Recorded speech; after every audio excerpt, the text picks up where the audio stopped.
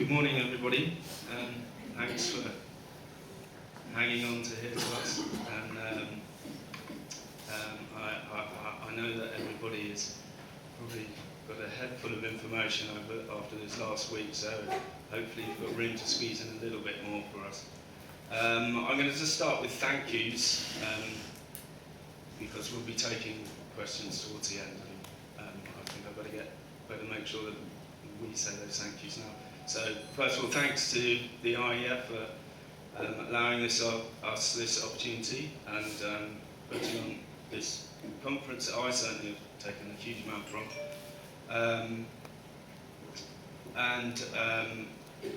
Thank you to the rest of the panel here that have been very obliging in coming together to help with this initiative. Is that better? Good. So, I'm just going to start off, and then everybody else here is going to have an opportunity to put in their perspectives and motivations and what they bring to this initiative. Firstly, what we're trying to do here is develop some guidelines for welfare and management of elephants in human care. I guess we're really initially specifically talking about, in the main, elephants in human care in facilities similar to Sean's and similar to other elephant tourism type facilities that are based in the southern African region. Obviously, Zimbabwe is kind of where I started with this, and where a number of these, the majority of the operations and facilities that we've engaged with are based around Victoria Falls. The reason why we're doing this is because there is obviously a need to create the best welfare environments we can for elephants in human care, and that's a continual need to improve and adapt as we understand and learn more about elephants and understand and learn more about elephant welfare,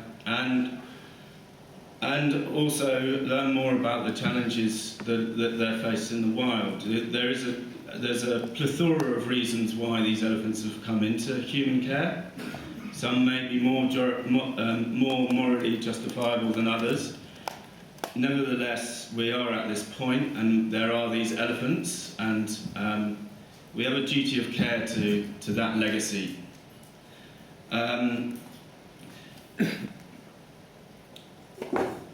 So the first thing is that we want to improve and uplift welfare standards. The second thing is we want to engage and address many of the criticisms that have come through other sources about the industry of elephant tourism. Some justifiable, maybe others not so, but make sure that what is being done with many of these elephants is for the benefit. It can be for the benefit of the elephants. So in doing this, we identified 3 stakeholder groups essentially. So myself, I'm with an organisation called We're All Mammals, which is a UK-based charity. The 3 stakeholder groups are really best represented by those 3 logos next to We Are All Mammals. So we have Lisa Yon from the University of Nottingham, who is a welfare scientist and has developed guidelines for elephants in other situations for monitoring and improvement of welfare. Then Adventures with Elephants, Sean here, who obviously manages and operates and owns a herd of elephant that are involved in these activities. So he is the best person for those elephants to directly affect their lives. And then of course we have Chris Foggin, who has a wealth of information about veterinary care of elephants in these situations, but also works for an organisation called VAWS, Vets for Animal Welfare Zimbabwe, which is a welfare NGO in Zimbabwe, which has the ability to, statutory ability to perform welfare inspections at facilities. So it was really important to have these three stakeholder groups come together and in order to create these guidelines, to make sure that no one party is running away with their own agenda, potentially, but also that information that is valuable to the benefit of these guidelines is shared and discussed and arrived at agreement upon. So, as I said, this is mainly centred around Victoria Falls, although looking down below, we have these are all the organisations that have had significant input into the guidelines thus far. Emiri is another tourism operation and wildlife conservation game park near Harare in Zimbabwe. Elephant Cafe is another elephant tourism operation just across the river from Vic Falls in Zambia. ZECA, who I will come on to, who I also represent, is another elephant operation in Victoria Falls. Wild Horizons is another big elephant operation in Victoria Falls, as is Elephant Cafe. This one here without a name is called Makuni Big Five, which is in Zambia. Umfuruti is another place in Zimbabwe, and then vets from the Victoria Falls Veterinary Surgery have also been involved in contributing. Together, these organisations represent about 67 elephants at this point. And what we hope to do by following through this process is show its value to other organisations so that they will then see the value in adopting these standards, or these guidelines rather, in the hope that that will then elevate the welfare standards of their elephants. In terms of funding, we've just been funded by a mixture of crowdfunding, private donations, stakeholder contributions, but as always, and as everybody always is, we're seeking further funding. So any help with that is always very much appreciated. So why am I involved? I'm an animal behaviour specialist. I've worked over many years with my mother, who's an ethologist and animal welfare scientist, Rendle-Worthington, and she brought me out to Zimbabwe many years ago, to Emiri actually, where we first started working with elephants that had ended up in the hands of the game park there due to the culls in the 70s and 80s, orphans that were left over. So they wanted help in working with those elephants, both in training and providing what they needed for a good life there. Through that, over the years, we developed techniques of humane teaching with elephants based on learning theory and developmental psychology in children, which we call cooperative teaching. And it's basically the humane application of those fields without the use of fear, pain, or punishment.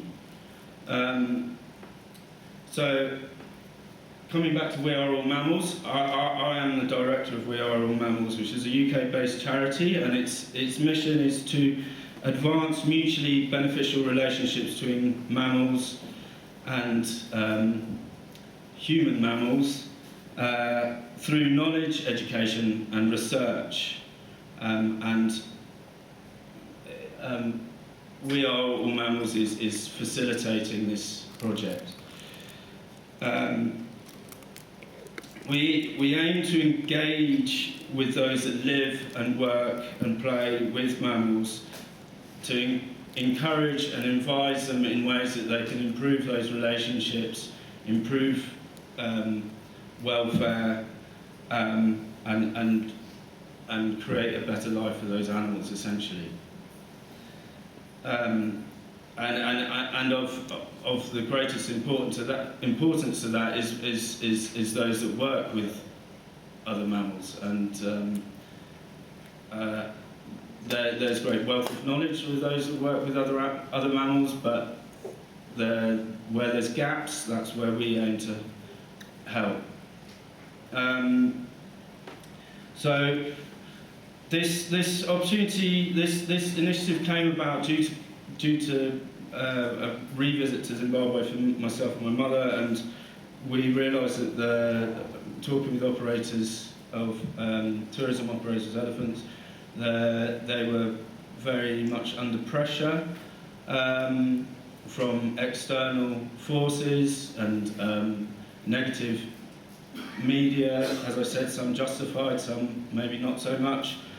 And for us, this was a great opportunity, because we've been saying for many years, look, you've got to pull your socks up, and there's the variety of ways in which you can improve what you do, but often that wasn't quite heeded, that message. So this provided us with a great opportunity to grasp the attention of these organisations as they were feeling this external pressure.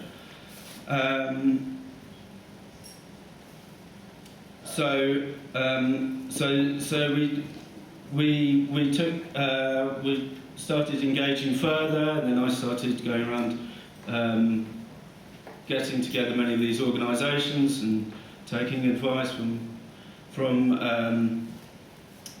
people like Lisa and Chris about how to go forward, and Sean,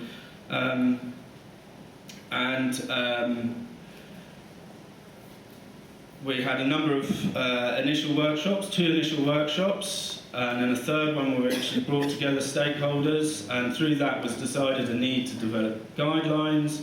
We've had a second workshop since then to flesh out some basic guidelines, and we're having a third meeting next week to solidify the basic minimum from which we can build. And this is going to be a continually ongoing process.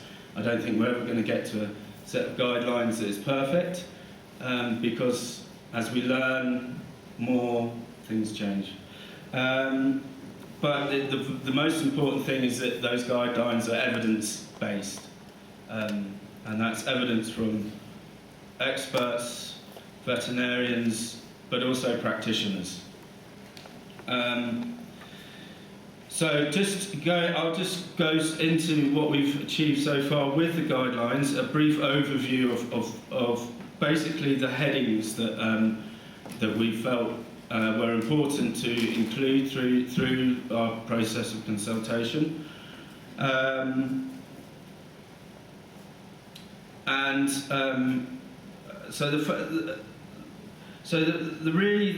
The basis of these guidelines is to focus on welfare in the round, not to focus on one particular activity that happens, but to look at the whole daily life of elephants in these situations and ensure that even if they're doing things with humans, that those things don't have a negative impact on them, but they also have lots of time to make their own free choices and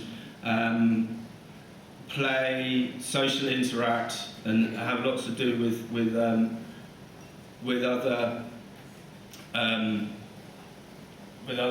interact with their environment. And as many of these elephants are living in very naturalistic environments, which they're endemic to.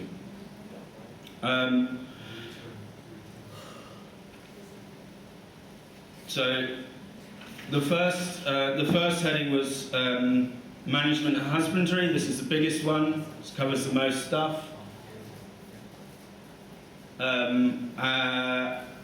To do with welfare, to do with the daily management of the elephants, to do with their diet, to do with exercise, to do with healthcare, to do with a lot of their daily lives, essentially. So there's a lot of topics in there, and I'm not going to go into detail, but that's the main body of it.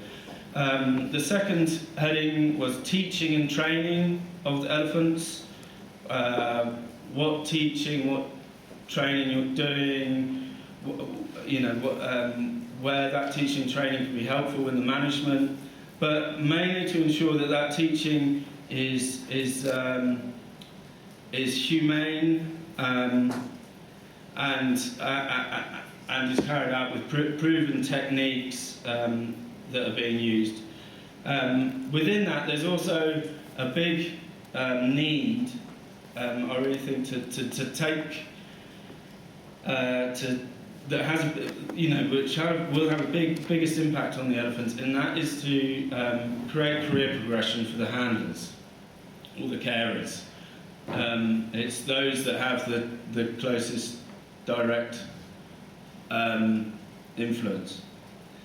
So then there was facilities, long-term strategy, lifetime plan, and one thing of significant agreement was no further capture for the purpose of tourism interactions, a conservation strategy, a need to have a broader conservation ethos within your organisation, monitoring, auditing and inspection, and that's where an organisation like VAWS plays a big role, but also internal monitoring, record keeping, and to make sure everything's evidence-based, essentially. The big challenge is not to be too prescriptive, because there's different means of elephant management, but to produce something meaningful. I'm going to pass you over to Lisa so she can give you an idea of her input. Thank you, Jake. So, as Jake mentioned, I'm an associate professor at the University of Nottingham Vet School. I'm a veterinarian and a physiologist. I've been working with and studying elephants for more than 20 years now. And in the UK, I serve on a government advisory committee called the Elephant Welfare Group. I'm head of their behaviour subgroup, and now I'm the vice chair as well. And in my role on that group, we've made evidence-based changes to UK and Irish government guidelines to support practices to improve captive elephant welfare. I developed and oversaw a range of projects on resources important for captive elephant welfare, and that's both physical and social resources. And yesterday, many of you heard about our new behavioural welfare assessment tool that's being used by all of the zoos in the UK to monitor the welfare of their animals. And I'm very interested in helping apply what we've learned working with captive elephants in the UK to captive elephants in other situations. So I met Jake about 2 years ago now, I think. He approached me and explained what he wanted to develop, and I was very interested and happy to join this effort, because I think that it's a great opportunity to help with efforts to develop standards to support captive elephant welfare in southern Africa. And I think that it's quite a unique situation for the elephants. And I'll hand over now to Chris Foggin. Thank you very much, Jack. I'll just quickly relate some of my journey into this process.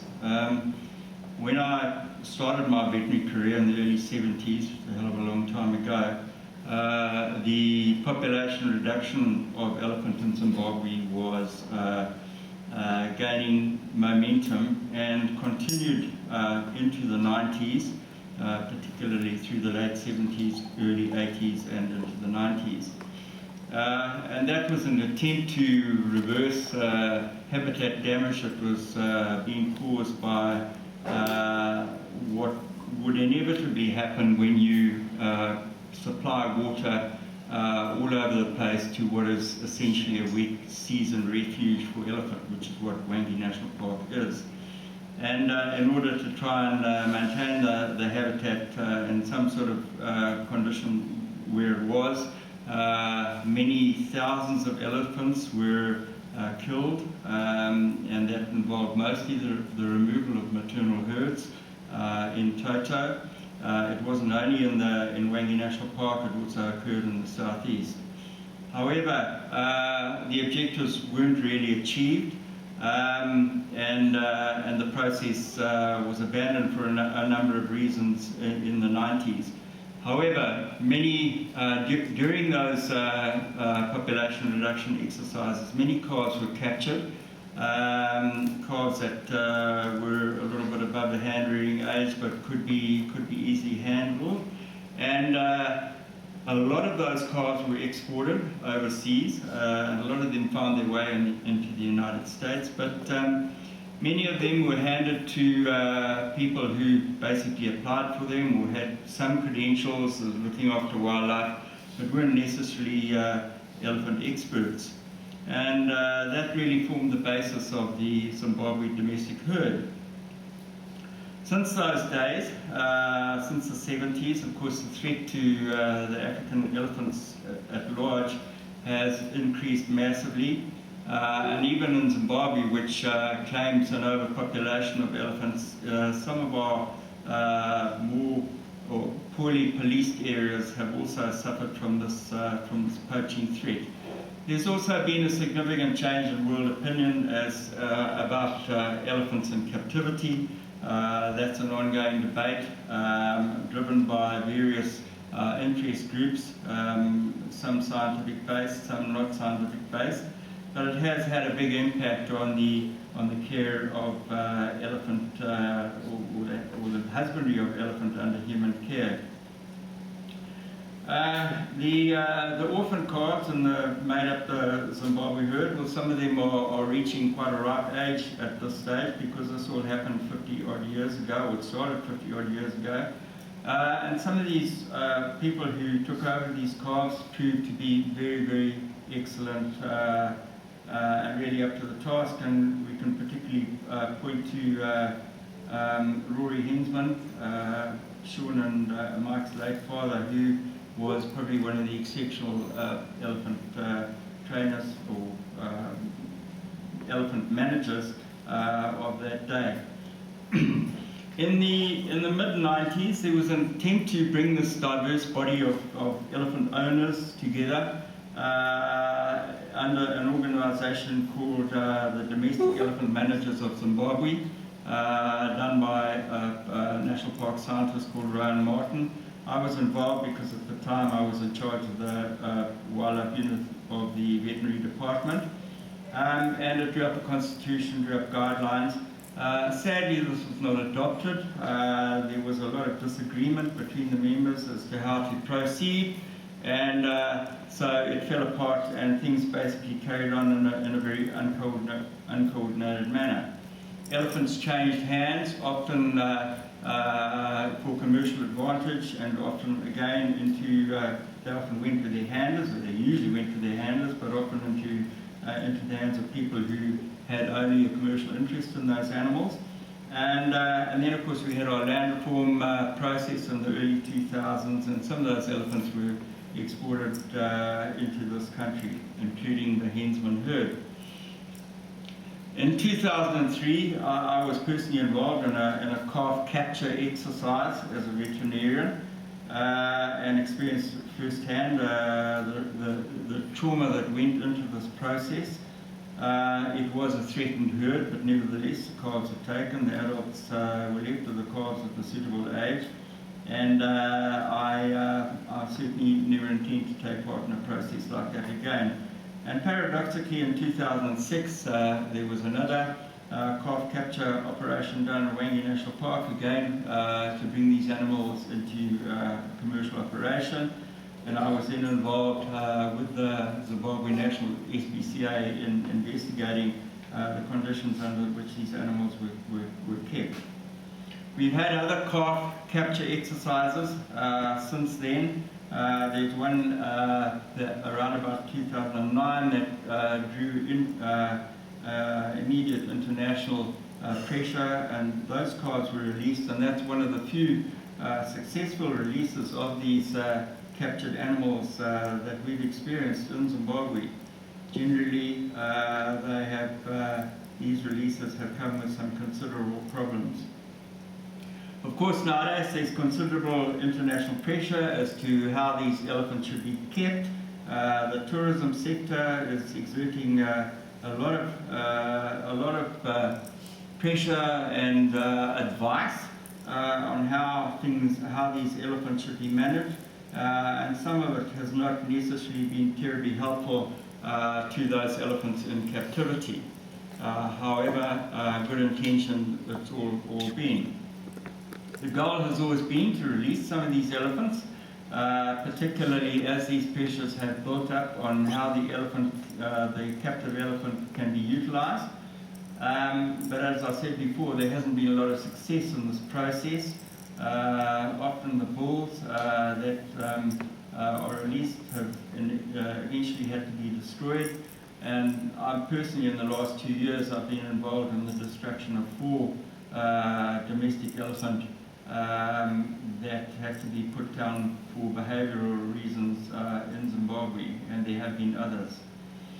And in terms of releasing these elephants or putting them out into bigger spaces and possibly to interact with wild elephant, which is what one might think is ideal, it poses some veterinary challenges.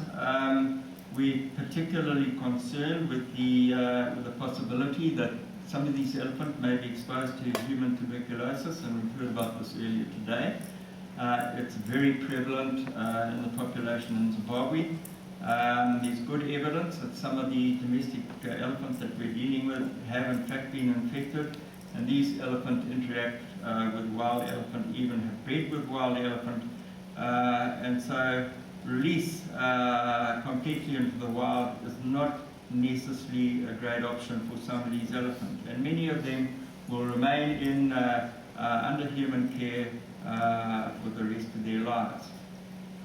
Anyway, as a wildlife veterinarian and as a founding member of Veterinarians for Animal Welfare in Zimbabwe, I certainly welcome my involvement in these efforts to set achievable standards of husbandry, operating and other parameters for these elephants, and indeed when they're going to be released, if they're going to be released. There is definitely a lot of rural scrutiny on Zimbabwe's elephant population. Obviously, some of you may have heard that we are still exporting calves to China, with another batch just gone. The latest CITES meeting came up with a resolution that elephants should not be taken out of the wild to go into close captivity. That resolution, I understand, only comes into effect in the middle of this coming month. Anyway, we need to be able to show the world that, at least in terms of our domestic elephants, that we are able to put our house in order, and that tourists who visit our country, and indeed down here, can be assured that the elephant are under the best control possible and under the best welfare systems that can be devised and implemented. Thank you.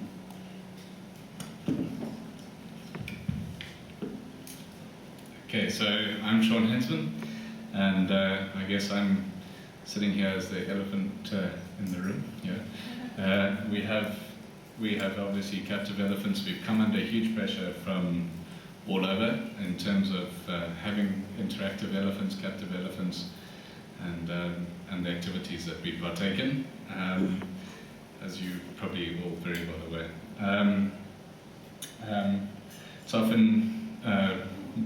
It is often right, the criticisms that we receive, because there are people, in my humble opinion, and I'm not pointing fingers because there's always three pointing back at you, who might have bad management practices. We might have them too, yeah, so that's where I sit. I look at it from my point of view, having grown up with elephants. I got our first elephants when I was 7, not quite 70 years old or 50 years old yet, but have had a long history with elephants, and I love them a lot. And I think that they can contribute a hell of a lot to wild elephant conservation and to changing people's attitudes and minds about elephants. So I see the positive in it, and that's my main focus. However, I think what happens is the international pressure that is put on elephant facilities such as ours can actually have a huge negative impact. If I don't have tourists coming to my facility, I can't give my elephants the best care that I would really want to give them. And that really irks me, I'll be honest about that. So that's where I sit. I think we need to try and all work together and sort this issue out.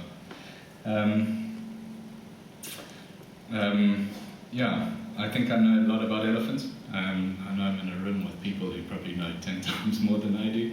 But with a lifetime of elephant knowledge, I think I can contribute in all sorts of spheres, and I'm proud of that. I think that we can really help elephants in all sorts of scenarios. I think that our elephants can educate and can be a bigger part of research. And I've received, from my point of view, a hell of a lot from elephants over my lifetime. And I just think it's a duty to give back. And use those elephants, like I said, to be able to contribute and try and sort of aim towards a better Eden by working with elephants, for elephants and humans.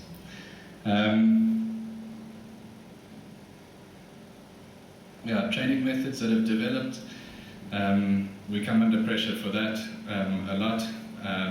There are training methods used around the world, and a lot of the worst are always shown on media, whereas you never really hear about the good stuff and the positive ways of training and that sort of thing. We started trying to get our elephants to sit by tickling their backsides. I'm not sure many people have tried that one. That was the knowledge my father had, as you say. We applied the knowledge from horses, etc. We have got anchuses, we have got tethers now, and it does help, but I will say this, our training has always been positively based. One of the prides of all of my oldest handlers is that they could go out with the elephants on the farm with a pocket of cubes for the day and give the elephants their cubes and that sort of thing. So it's always been positive based, in our opinion, and the reason we do that is trust is absolutely essential. I work with those elephants in close proximity. Obviously they're animals, they have their own brains, instincts and hormones, but if I can't trust them and they can't trust me, we have a big problem. So trust is absolutely essential, and the three things that make an elephant aggressive are food, fear, and in my humble opinion, and obviously hormones. So we can control some of those, and now we're starting to be able to control the third one, hormones too. So that helps us. I have been asked to talk about the role of the handler. Our handlers, in my opinion, assume the role of the matriarch. Those of you guys who came through to visit the elephants yesterday, the handlers stood there, the elephants hung around, and the handler said, let's go, the elephants moved on, and they are a major, major part of the herd. They provide all the securities that the herd need, the food, the general security, social security, all of that sort of thing. They make the decisions, they take the elephants to bed, they bring them out, and they become part of the elephant family, which I think is an essential part of their care. And then, from that side of things, with what we're trying to do here with Jake, a very important part is actually having handler courses and trying to help them with their career, so that they can actually take pride in what they do. If they're proud of what they do, they can actually do it properly and want to give the elephants the best care. I think just to finish off, I've always looked at what we do as more than a business. I've always wanted to be involved in tourism. I studied tourism overseas, and I've always thought that the two can go hand in hand. We can do good stuff. You need the business to be able to cover the costs of what you're doing, but you can also give back more. And I'm a big believer in people having pride in their own wildlife. I think it's something that we can do through interaction. And if people are proud of our wildlife, we're going to do a lot more for it in the future. So I stand on this. I want to improve the lives of elephants at other facilities, ours. I understand that they're in captivity, and I think that it's just good practice to do the best for our animals, and that's where I stand.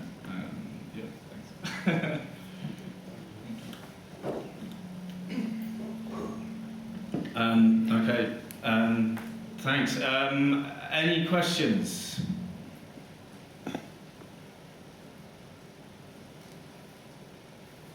Yes.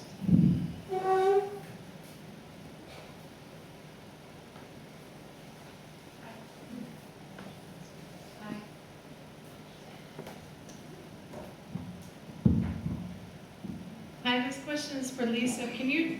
Are there any sort of cultural differences or standard differences that you see in the UK versus how you would address them in Zimbabwe? Yeah, absolutely. Thank you for that question.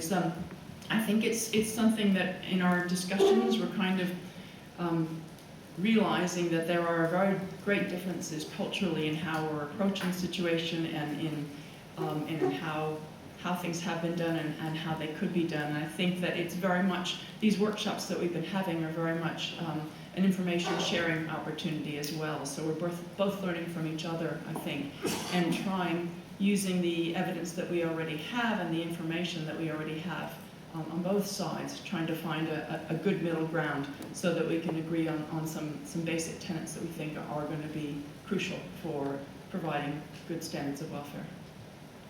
Do you have any examples?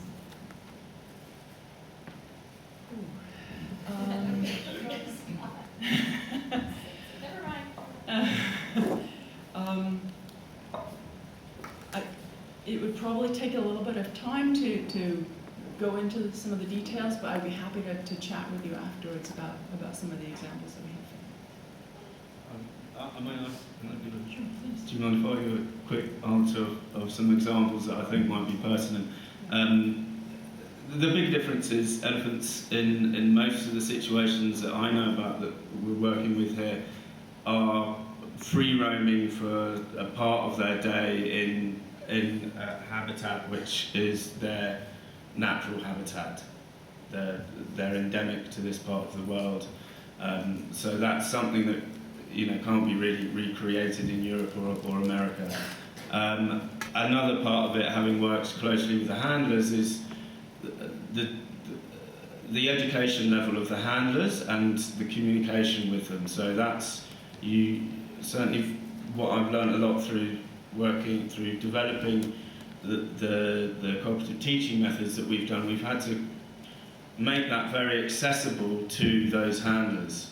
We need to get across not necessarily complex concepts, but concepts which are often described in complex manners in the literature in ways that are simplified and digestible and understandable by these kind of guys that are working directly with the elephants. Sorry, now I've had a couple minutes to think about it. I can probably provide you with a good example of how things are quite different between the two regions. I arrived at Vic Falls and visited the facility where Jake's been working, and it was very interesting to me. I saw the interactions that the handlers have with the elephants. I saw some of the training that they do, which in many ways, certainly the training that they've instituted since Jake and his mom have been working with them is not that dissimilar to some of the positive reinforcement training that I've seen in captive elephant settings in zoos. But as Jake also mentioned, the facility that he's got, when they're not interacting and involved in client interactions during the day, they're let out into a 3,500 hectare enclosure with a big watering hole they go down and they play with, and they're splashing around. And so there's what we do know from our elephant welfare research is that the opportunity for expressing natural behaviors, to move around in a challenging and complex environment, and most crucially, to have lots of opportunities for social interaction with other elephants makes a big difference to welfare. So that was really very, very interesting and very rewarding to see. And so some of the principles that we have in managing elephants in captivity in zoos maybe can be applied, but applied in a slightly different way because they live in quite a different way.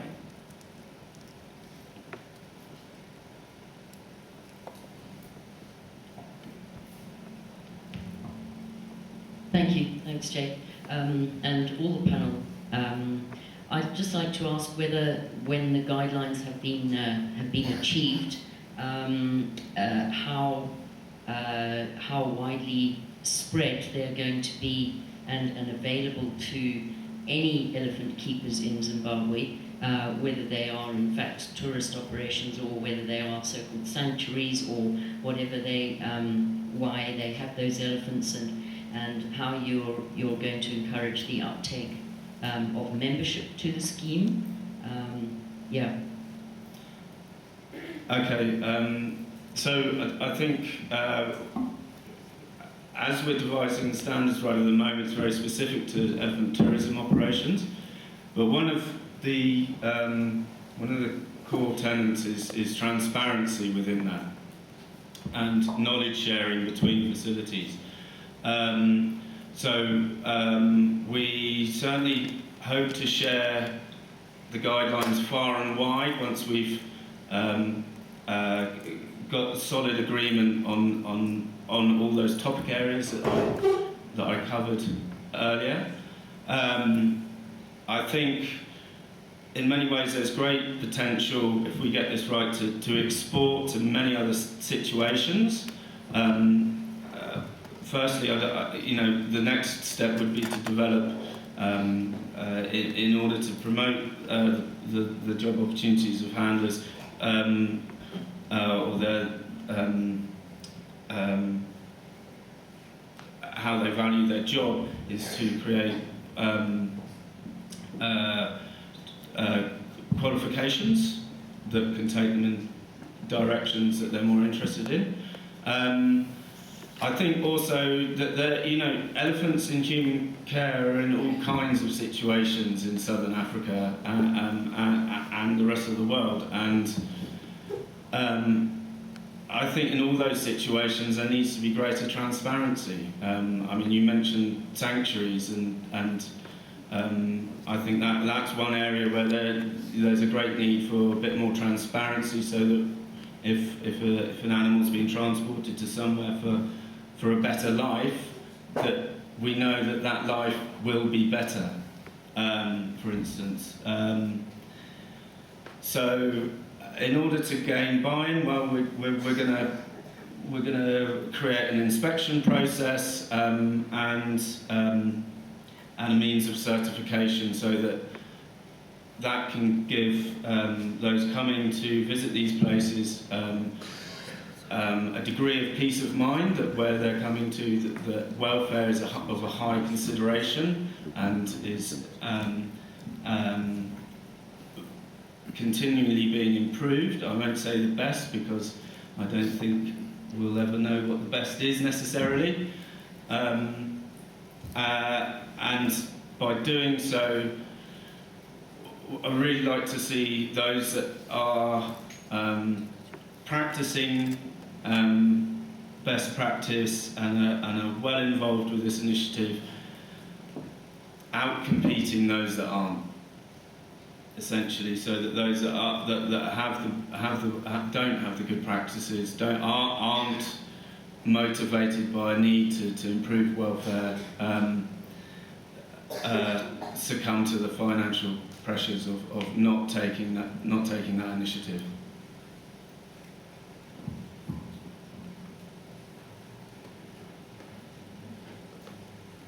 Yeah.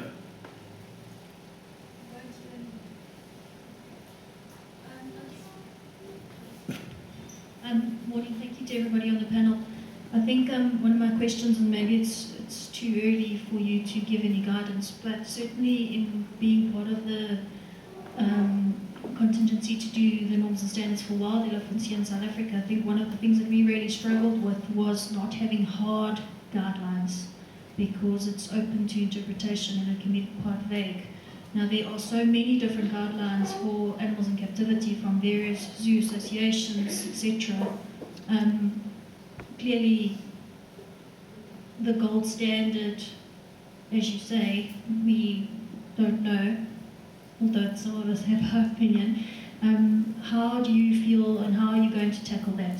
And is that sort of a policy based on all the research to support it, that you're going to try and push through these associations as well? So I guess your question really is about creating something meaningful as opposed, but without compromising the ability for involvement. Yes, it is. Yeah, that is the biggest challenge. You're right. I think we're close at the moment to having some very basic guidelines, which we can all agree on, which is the basis. As I said, this is going to be an ongoing process, and it's very much evidence based. Is what we need to achieve. I'll let Sean take over. I don't know, was that Audrey? We've kind of been through the process with you, and I agree, the norms and standards are a little bit open. They are not hard and prescriptive, and I've taken this into these captive welfare groups that we are busy with. It's a very difficult one because each facility is very, very different. I do feel that we have to try look at the adaptive and being able to move and understand each elephant, each facility, and try and look at that. And if it's too prescribed, then it can limit people from actually being able to do something that can be done that actually isn't bad for the animal. So that's just where I sit on it. And I'm fully aware that it opens up doors for abuse and for misuse of things. And I think that's why this whole process has got to go to the facilities. We've got to start somewhere and have that basic level. And then as we advance, we can improve and improve and improve. It's not going to be a one-year project. This is going to take time. And I think, and also to go from an open system to suddenly just a prescription will also cause a bunch of issues with our elephants and our staff and things like that. So I get where you're coming from, but it's not, that's where I sit. Yeah, as Jake and Sean have already said, at the moment, we're trying to find some common ground with everybody because we don't want to risk alienating the people that we most want to engage with. And so that means that right now we're going to start at a certain level, some of the things that we think are absolutely essential, and then going forward, hopefully we're going to keep adding to that and building on that once we've got a consensus amongst the group. But as you've also identified, and this I hope will be part of the contribution that I can bring to this activity, we're very much working on evidence base for the guidelines that we are introducing because we feel that that's absolutely essential. Increasingly, we're improving our awareness and our understanding of what is important for captive elephant welfare, and hopefully increasingly we'll be able to introduce that. But also, as we're going along, we're identifying further areas where there are knowledge gaps. And so, in the meantime, we're trying to use the best evidence that we have, and that includes expert opinion where there is no published evidence, and we're also identifying additional studies that we're going to need to do to help further inform our decisions and our guidelines. Yeah, I was just going to pick up on the very last point. Lisa's actually, there is one issue, I'm not going to go into detail about what it is, which there is a bit of a discussion about at this moment. And anecdotally, there's a lot of evidence, so this is that's an example of something that we will now do a very simplified study on what is actually happening in that situation, to know what it is that we need to provide to address that particular issue. Okay, just some small comment and question. This is a really good idea that your work, I appreciate that one, that you try to make a guideline and also for the captive African elephant and for tourism. We did also in Thailand. One question that because you know, there will be some of the animal rights activists try to work on this one and try to attack as well. I'm not sure that have you done work with them or sent them for their opinion, and also you plan to do this kind of thing in the future with the opinion from the animal rights group?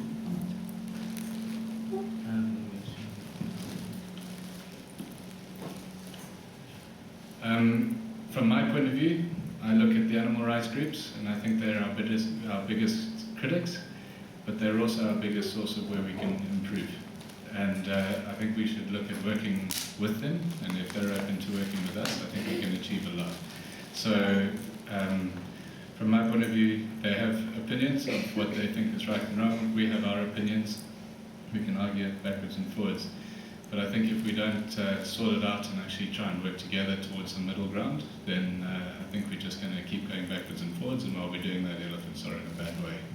So we can either pack up, put in, and actually try and work together and try and find some ground and understanding, or our elephants are going to be the ones. So improve, and that's where the pressure is coming from, and that's why we're trying to improve.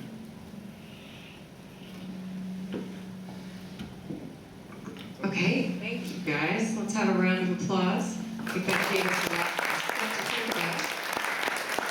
Thanks, Jake and Leslie and Chris and Sean. All right, so a little housekeeping and then our last presentation. We do have some people who have flights very